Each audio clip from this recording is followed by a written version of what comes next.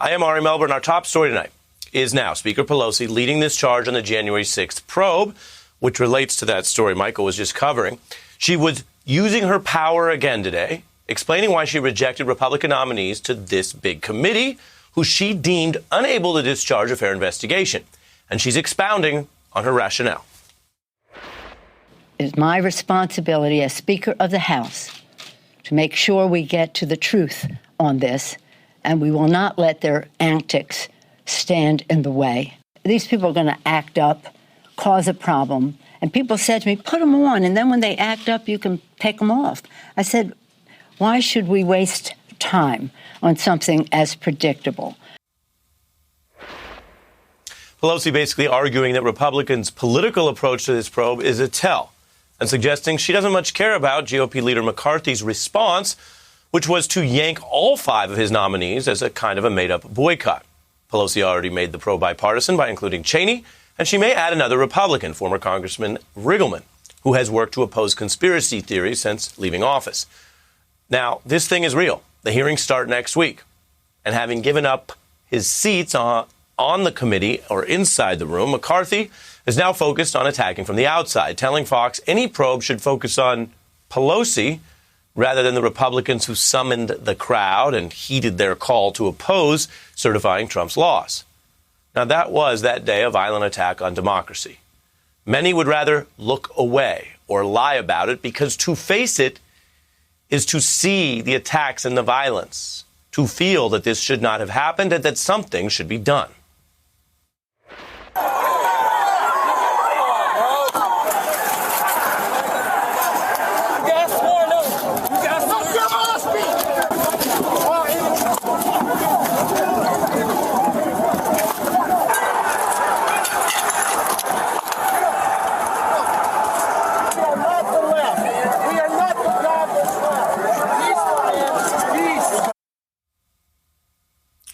Those are just a few seconds of it. Now, Leader McCarthy recently huddled with Trump, who is now offering a false defense about those acts you just saw with your own eyes. So while the clash over committee assignments may sound to some degree like another Washington battle, this one is much more than that. It is a test of truth and accountability for insurrectionists, traitors, and terrorists. And anyone publicly standing in the way of that accountability risks looking like they're standing with those figures. I'm joined now by Daniela Gibbs-Leger from the Center for American Progress and Eugene Robinson, Pulitzer Prize-winning columnist from the Washington Post. Good evening to you both. And Gene, your thoughts on Speaker Pelosi basically winning another round in the setup of the committee and really being clear about why she doesn't think some of these people are fit to run a fair investigation. Well, anybody who knows Nancy Pelosi knows that she just doesn't play. And this is not play. This is not a moment for play. This is as serious as it gets. This is an investigation into an insurrection at the Capitol, an unprecedented invasion of the Capitol when Congress was and the Vice President were performing a constitutional duty. This is serious, and she's just not going to have what she called antics on the committee. And clearly, Jim Jordan, he's one of the 2 congressmen she kicked off. It's nothing but antics. That's all he does in his shirt sleeves. And Jim Banks, who would have been the ranking member on the committee, put out a statement on Monday saying that, well, I want us to investigate the Capitol response, which means investigate Nancy Pelosi, and the response by the Biden administration. Well, that is a kind of a tell. There was no Biden administration on January 6th. There wasn't a Biden administration until January 20th when it was inaugurated. So clearly their idea was just to mess things up and to make a show. And she wasn't having it. She just wasn't having it. Yeah, and you make a great point adding that context. They need a time machine for that kind of probe, which reminds me, Daniela, the old joke about protesters chanting, "What do we want?" Time travel. When do we want it? It doesn't matter. Because if you get the time machine, right, no deadlines there. But beneath that regrettable dad joke lies an insight that Gene is sharing with us, which is you're dealing with people who are so nakedly and brazenly political. They're not really pretending. This isn't some sort of genteel politics of whenever you want to pick. This is people saying, no, we're going to investigate the future Biden administration. We're going to investigate Pelosi. We are going to make sure this is anything but a review of an attack on their very own workplace. Daniela. That's right, because they are speaking to a very distinct group of people, and they're not speaking to you. They're not speaking to Gene. They're not speaking to me. They're speaking to their base. They're speaking to Donald Trump. They're speaking to the people who still support Donald Trump, the people who still believe that Donald Trump won the election, who still believe and peddle in this big lie. If Kevin McCarthy wanted to have a true independent commission look at what happened on January 6th, he had his chance. And he turned it down. All they're interested in is scoring political points.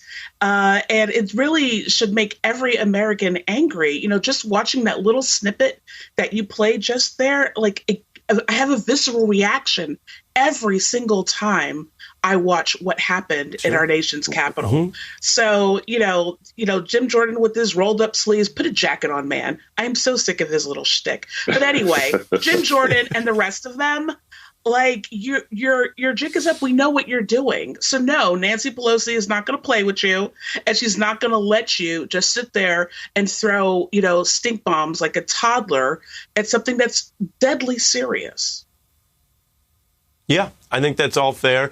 There's also real heat here on McCarthy, because he's one of the Republicans who, again, we're all living through this together, who in the days after January 6th, for whatever his reasons were, as a journalist, I can't get inside his mind. I could just remind everyone that he said Trump was responsible. He was acting in a different manner. He seemed to, for whatever his reasoning was, want to be on the side of people who were at least making a public effort to say there should be accountability for Jan 6th. And then at one point saying he would participate in any such probe. He seems to be laying the foundation to maybe change that. Here's both pieces of sound, Gene. Would you be willing to testify about your conversation with Donald Trump on January 6th if you were asked by an outside commission? Sure. Do you still stand by that? Are you still prepared to testify about your conversation? My phone call is out there. The question is, you make a phone call after people are in the Capitol to advise the president of what's going on. It doesn't get to the answer of why were we ill-prepared. Gene? Yeah, no, I mean, he's one of the people who should testify before this committee, who should be called to testify and, if necessary, subpoenaed to testify, because he had that conversation with Donald Trump, a very heated conversation, according to all reports, in which he was trying to desperately to get the president to call up the dogs and send some help.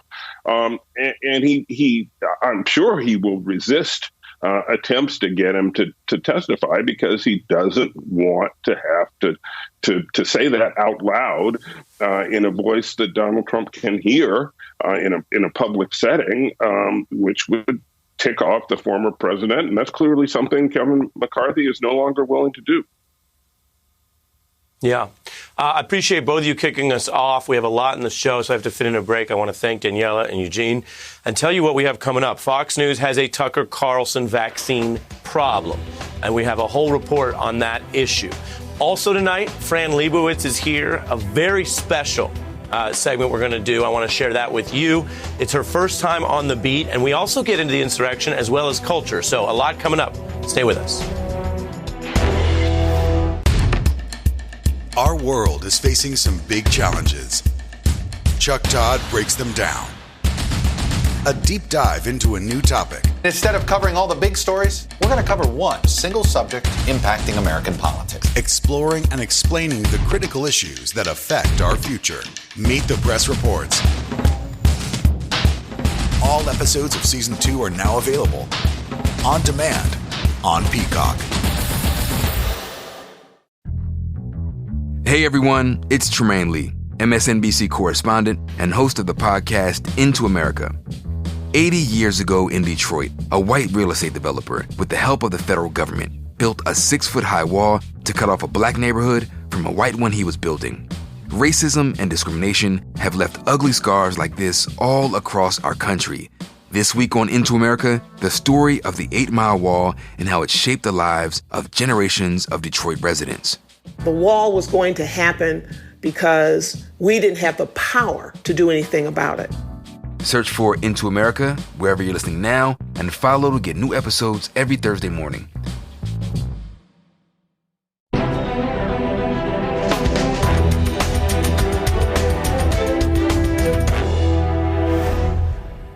Here's the story of COVID in America. It was terrible for a long time. Then it was getting better for a while, with vaccination curbing the virus in many, many parts of the nation. And now the story is it's getting worse. Daily cases tripling to 41,000 now. And there are many factors at play, but experts and the Biden administration are sounding the alarm about how media misinformation from Facebook to Fox News is part of what's driving this. The U.S. Surgeon General going as far to blame misinformation for contributing to the death rate, to the lives lost, others hitting Fox News even harder. Experts arguing that politicizing vaccines and discouraging their use undermines this key safety method that we have at the very time when the nation is in a position to put COVID on its back for good. Now, amidst this pressure and this ongoing debate, some at Fox News are changing gears. They have a new formal PSA on vaccines that aired last night. Sean Hannity now backing vaccines. But it's not a uniform approach over there. Because even amidst that edit, the Fox News anchor with the largest audience, Tucker Carlson, continues to play very dangerous games. He has seized on COVID as what looks like to him another culture war ploy. He claims that people should call Child Protective Services on any parents whose children wear masks. And now he's trying to project current media criticism of Fox, some of what I just told you about, back onto others. And he's implying that accurate information about public health advice is somehow the news taking a forbidden ideological position. This is just from his latest broadcast. As a channel, CNN shouldn't have a position on whether you should take medicine or not because it's a news channel. It's not a health agency. Why is a news channel doing this? Any news channel, a lot of them are. That might sound like a real argument if you're not listening closely. And we get it. People sometimes have the TV on while they're doing other things, making dinner. But this matters, and what Tucker's saying there is actually completely vapid. Seatbelts save lives. If studies show that, news channels report it. If safety experts and doctors strongly urge people to use seatbelts, the news reports that. And if government guidelines or even laws require seatbelts, ever heard about those laws? Well, the news reports that too. It's pretty simple. And it's not taking some grand position. Indeed, on this very program, you've heard me repeat that people do have a right to decide their own health care. Last night, I asked Dr. Fauci if blanket vaccine mandates for work or school might be an overreach, because we're discussing policy, not telling you how to live. But on the facts, we can also tell you seatbelts save lives. So do these vaccines. And Tucker Carlson's not consistent either. He's also joined the chorus of attacks on facts and experts and doctors. And what about the efficacy of the vaccine itself among adults? Why does it matter how many COVID cases we have in this country? There are a lot of those people giving you medical advice on television, and you should ignore them. Obviously, we're not doctors. So there's whiplash between Hannity embracing vaccines and other hosts carrying on. This matters. It impacts the views of millions. President Biden even discussing that changeover at Fox in new remarks. One of those other networks is not a big fan of mine. One you talk about a lot. But if you notice, as they say in the southern part of my state, they've had an altar call, some of those guys. All of a sudden, they're out there saying, let's get vaccinated. Let's get vaccinated. The very people before this were saying, I shouldn't make fun of it. That's good. It's good. It's good. That's good. That's good. That's what it sounds like when a president's not settling a score or taking cheap shots at media critics, but rather a president thinking about how what happens on Fox impacts the lives of his constituents, of all Americans. You could call it presidenting. And while misleading and controversial statements do get more attention on TV and online, there are others in conservative media, and I want to mention this as part of our report tonight, who are speaking out on vaccines. You should know what they're saying, too. Take one of the most influential conservatives in America, a guy named Chris Ruddy. He runs Newsmax, the Trump-friendly outlet that's to the right of Fox. You may remember his name as well from the Mueller probe as a high-level Trump confidant.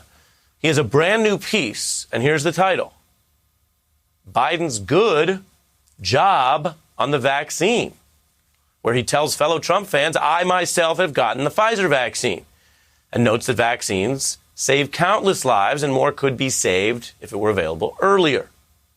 In fact, given how reflexively skeptical conservative audience have been encouraged to be by Ruddy's friend Trump, among others, the Newsmax leader goes on to make sure people understand that he has not, he says, heard from the Biden White House about this coverage, and instead he just wants to credit Biden for the fact that he's doing a good job on this front. As for the impact on real people, well, some journalists are cataloging the price here.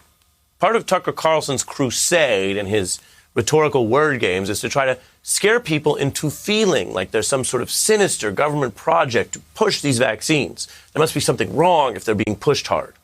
So he warned his viewers the entire agenda is, quote, designed to make you comply. That's the framing. And for him, that might be an exciting way to try to vacuum up some level of interest there is out there in that. But this is real. These are real lives. This is not a drill. And we're so far into this, so deep into this, it is unfortunate that I have to say that and remind people of that for those who need the reminding. But this is about real people. Here is CBS's Scott Rowe talking to a COVID patient in Louisiana about this individual's rationale for avoiding the vaccine. Here I am recovering, getting out of here finally tomorrow. Am I going to get a vaccine? No. Why not? Because there's too many issues with these vaccines. Before you got sick, if you would have had a chance to get the vaccine and prevent this, would you have taken the vaccine? Nope. So you'd have gone through this? I'd have gone through this, yes, sir. Don't shove it down my throat. That's what's local, state, federal administration is trying to do, is shove it down your throat. What are they shoving, the science? No, they're shoving the fact that that's their agenda. The agenda is to get you vaccinated. The agenda is to get you vaccinated.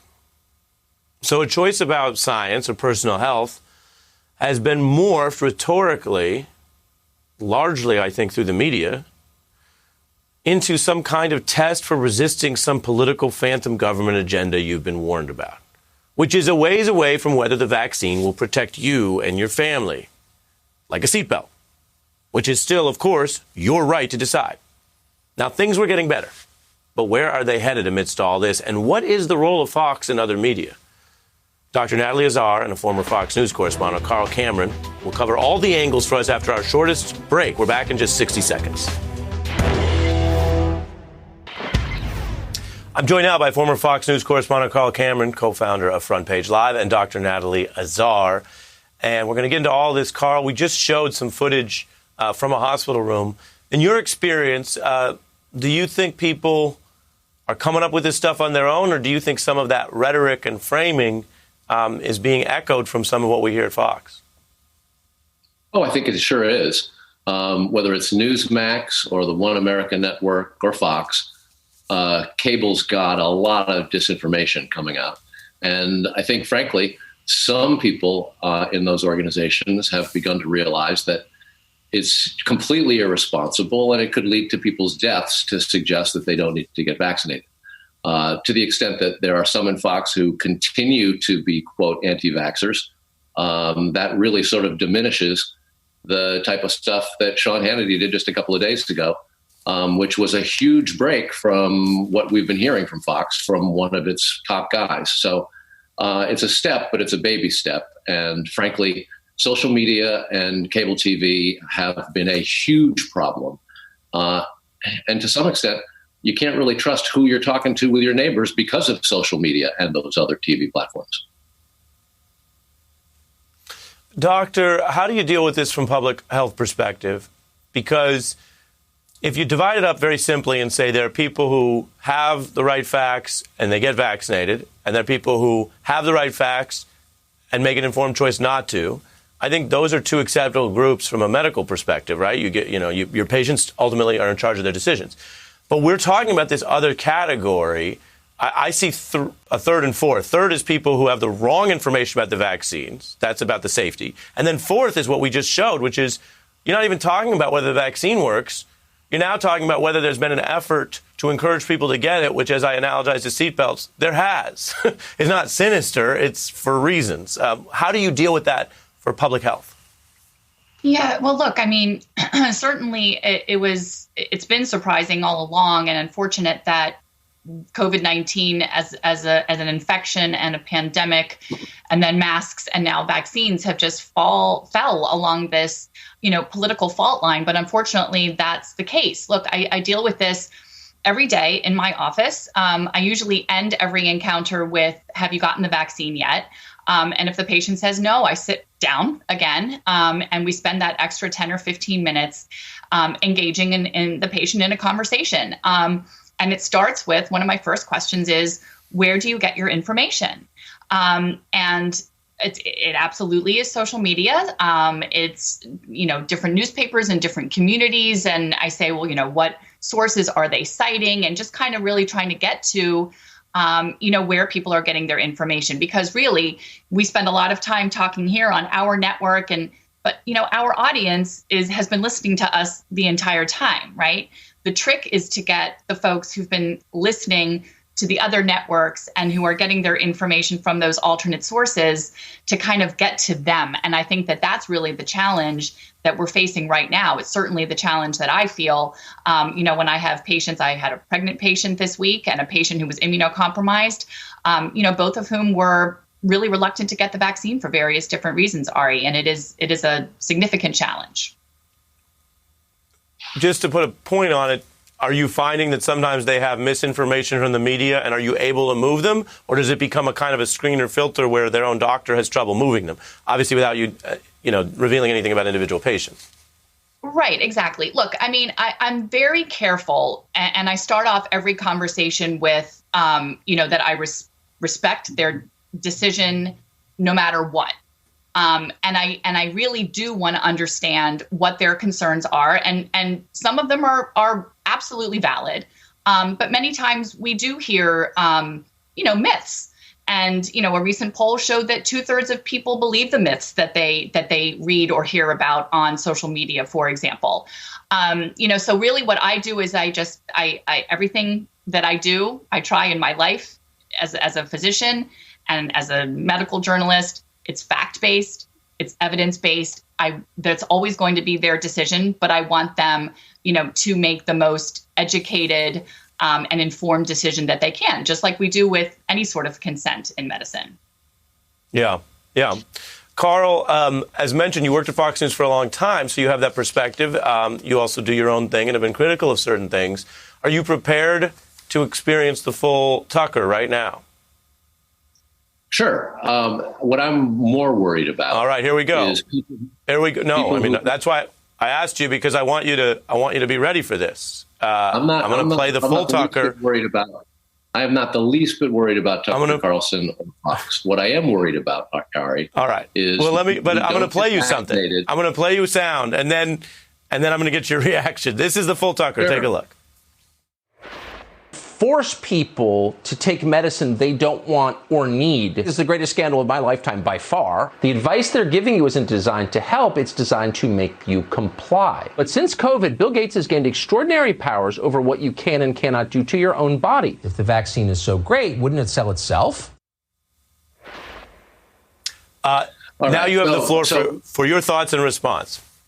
I tell you what, the idea that people would willingly suggest that others don't need to get vaccinated is really dangerous. And frankly, anybody who hasn't been vaccinated really shouldn't be around their elders, really shouldn't be around their loved ones.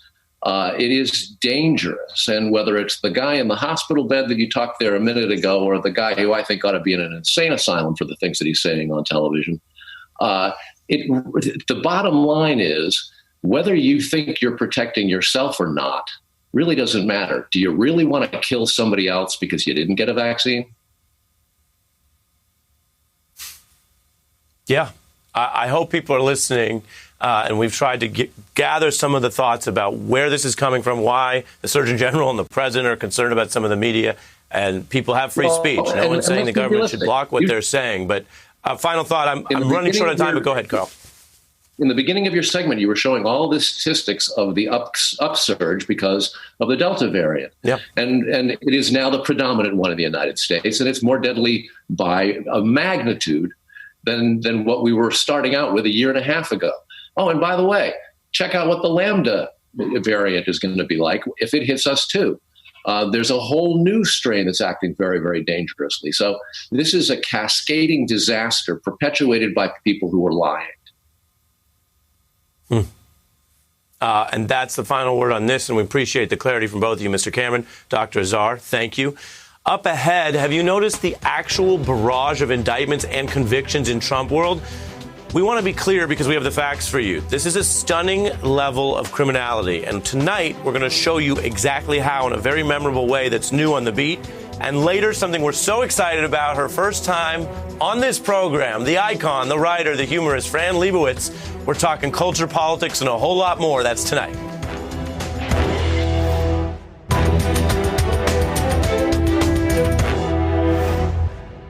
Donald is, as we've seen, he's a tour de force. His instincts are amazing, and he found a fissure in America that he drove a truck through. And that was an amazing adventure. Watching it was amazing. And my admiration for him and having the thick enough skin to really drive through all that and adapt and adapt and adapt. That's Tom Barrack. He chaired Donald Trump's inaugural committee. He was a big money man. That was just a week before his arrest. And this is not an isolated incident. He is one of many, many Trump associates and advisors indicted for serious crimes and many convicted. We want to be clear with you tonight as part of our coverage of that story. This is not normal.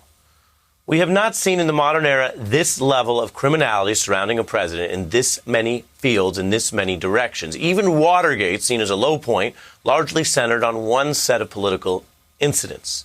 Donald Trump is surrounded by people in business, in politics, that's the campaign side, in government, in foreign policy, in outside lobbying, people who the feds say are criminals. That's why they're indicted so often. And so we want to show you something right now to put this all in context so this should never become normal.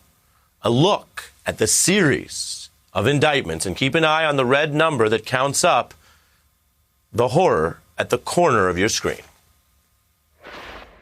The first indictments in Robert Mueller's investigation, the president's former campaign chief, Paul Manafort, has already surrendered himself to the FBI. Manafort's right-hand man, Rick Gates, indicted, facing some pretty serious charges. Trump campaign foreign policy advisor George Papadopoulos was charged with lying to the FBI. Trump National Security Advisor Michael Flynn pleading guilty in federal court in Washington. Michael Cohen, President Trump's former fixer and personal attorney, is now an admitted felon. The special counsel indicted Roger Stone on 7 counts. Steve Bannon, former advisor to President Trump, has just been indicted on conspiracy charges of fraud and money laundering. Elliot Brody, who has now been hit with federal felony charges. He had a senior role in the Trump inaugural committee. George Nader, a Trump campaign gadfly, now in federal prison. The disgraced ex-president's company has been indicted today in Manhattan. Also charged the Trump organization's top money man, Alan Weisselberg. A new indictment hitting Trump world.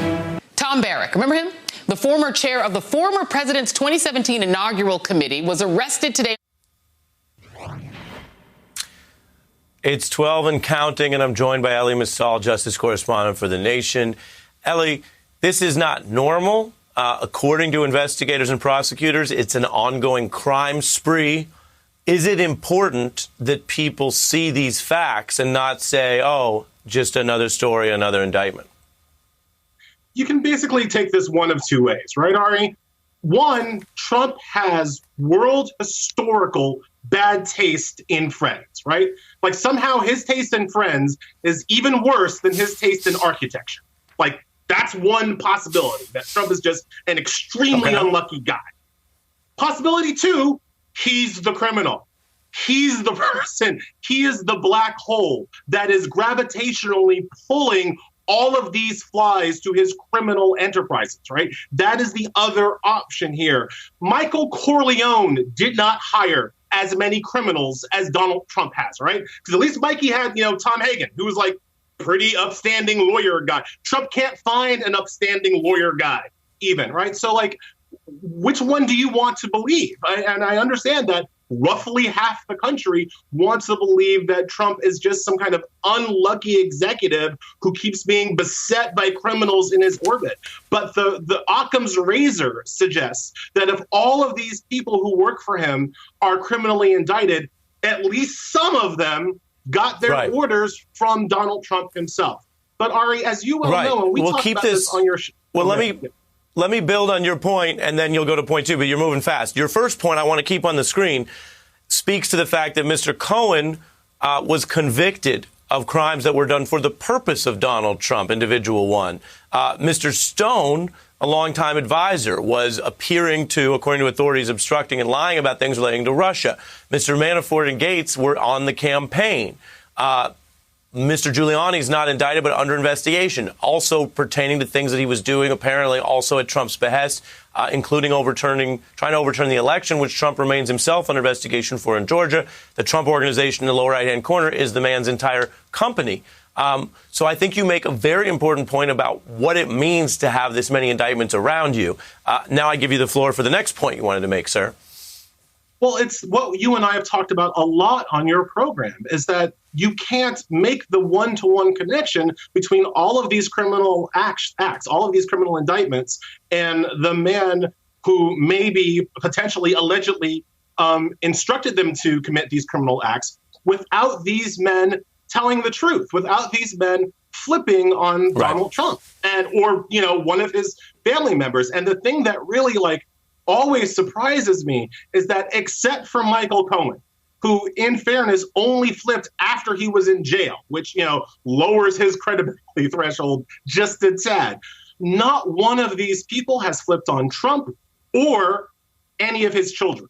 They've all omerted themselves. They've all kept their mouths shut. One of the interesting things about Tom Barack's indictment, the latest indictment, and I'm sure it won't be the last, is that he's in a position not just to flip on Trump, which maybe he doesn't because he loves the man with the fissures and the exploit, but he's also in a position to know stuff about Weisselberg, who's under indictment right now. He's also in a position to know about, he has a relationship with Ivanka and Jared. He doesn't even have to give up Trump. He could give up lower people to help himself out. But so far, we haven't seen, except for Michael Cohen, we haven't seen any of these indicted people decide belatedly to tell the truth. Well, you put your finger on it. To quote Sesame Street, what all these people have in common, one of these things is not like the other. Whether he's an unindicted co-conspirator or not is what investigators in New York are still looking at. Elie Mystal, thank you, sir. Up ahead, something we're so excited about, the writer and cultural icon Fran Lebowitz on Trump, the insurrection, and her evolving views about journalism in America. Fran is next. Looking for more Dateline mysteries? Peacock's on the case with a new streaming channel, Dateline 24/7. True crime stories from the True Crime Original. Go to peacocktv.com and sign up for free. Stephen Colbert called it truthiness, but it pales in comparison to today's Trumpian denial of the facts we know. Americans watched and lived through and then watched top Republicans completely lie about the insurrection. Now, that's one of the political cultural topics tackled by an icon here, writer Fran Lebowitz. She's a critic of many things, including the media. Of course, we're all a part of it, but some of her views have also shifted from when she was first writing in the 70s, which we discussed in our new interview, which is airing now for the first time. You have famously said there are things that you just don't trust or aren't that interested in for the way they're presented in American culture. So we have some older stuff. Here's back in the day, you talking about the news and its limitations. Take a look. Why don't you like television news, since everybody seems to? It's not just TV. I don't like newspapers either. I don't like news. It's not TV news that I don't like. It never tells you anything important. It doesn't? No, I figure if something really important happened, my mother would call.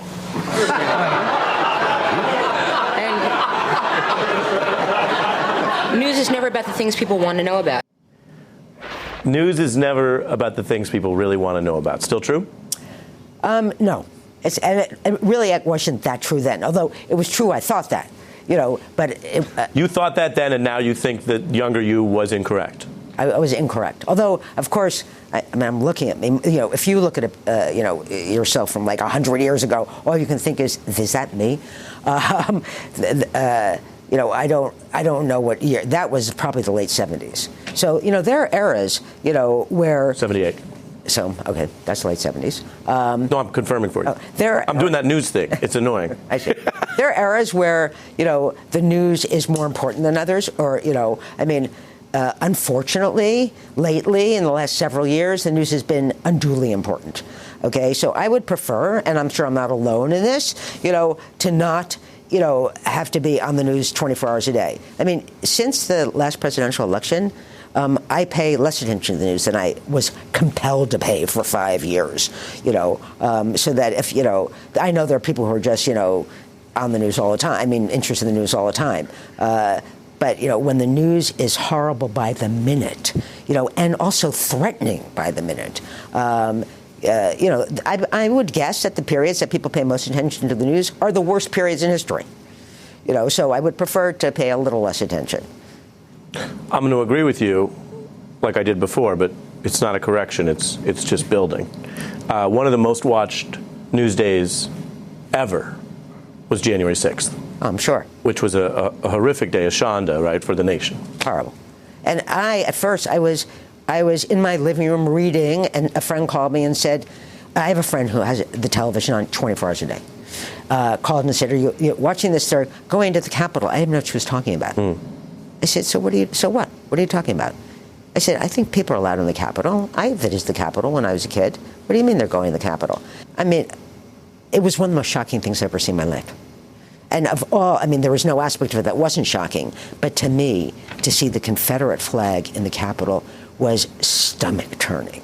It was horrible, horrible. And of course, now, as you're aware, of course, the Republicans is like, this didn't happen, or this was something else. This was, a New Year's Eve party, or, these were actual, lefties, and, yeah, it was horrible. And the fact that they refuse to investigate it, it's always been interesting to me that, shameful and shameless mean almost the same thing. So these people are shameful, and shameless. They just don't care. Mitch McConnell probably knew when he made that speech about how the president was responsible for this, and 2 minutes later the president was not responsible. He knew that people were going to put those side by side. He didn't care. Didn't care. They don't care. They don't. They care about nothing except retaining their power that they have at the moment. They don't care about anything else. Even like this, trying to keep people from voting. They're basically saying we're trying to keep certain people from voting. Because if we don't keep these people from voting, we could never win. And even Trump said that. Well, the Republicans can never win if everyone's allowed to vote. I don't know what to say about it, that anyone else hasn't said about it. That was one of the most shocking things I've ever seen. Okay, and I've seen numerous shocking things. I'm not the young girl you saw in that clip. So, and I don't think I would ever not have that picture in my mind. Leibowitz also spoke about the rioters who stormed Pelosi's office.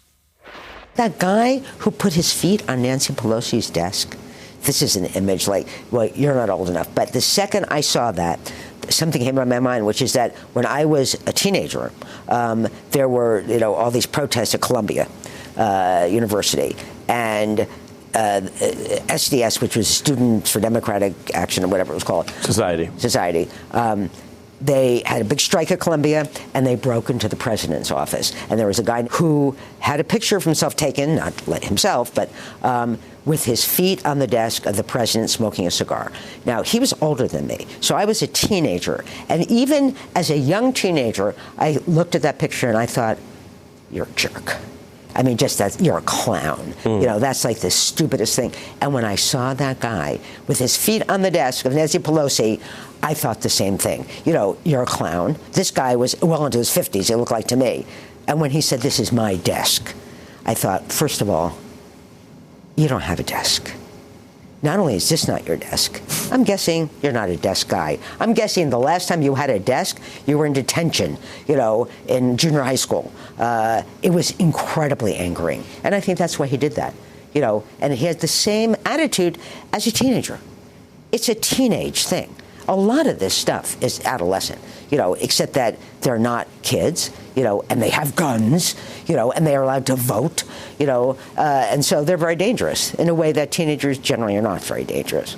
And do you see that in the current moment as overrepresented by largely male and often a white male movement that is terrified of losing its station, its historical position?